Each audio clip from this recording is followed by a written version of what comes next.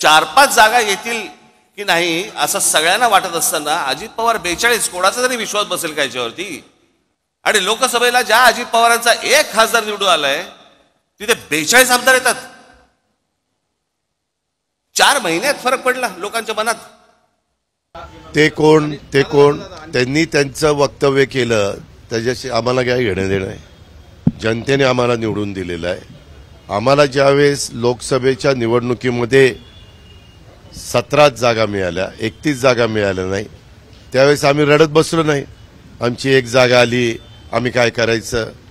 अरे तुम्हाला तुमच्या मुलाला निवडून आणता येत नाही आणि तुम्ही आम्हाला गप्पा मारता. यावेळेस आम्ही कष्ट घेतलेले होते, आम्ही मेहनत घेतलेली होती, तुम्ही सगळे बघत होता.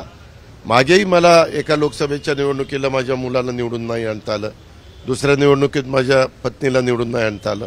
जे नाही लोकांनी कौल दिला, त्याच्यात काही ईव्हीएम मध्ये गडबड झाली नाही. जनतेने मतदान केलं ते आम्ही लोकशाहीमध्ये मान्य केलं पाहिजे.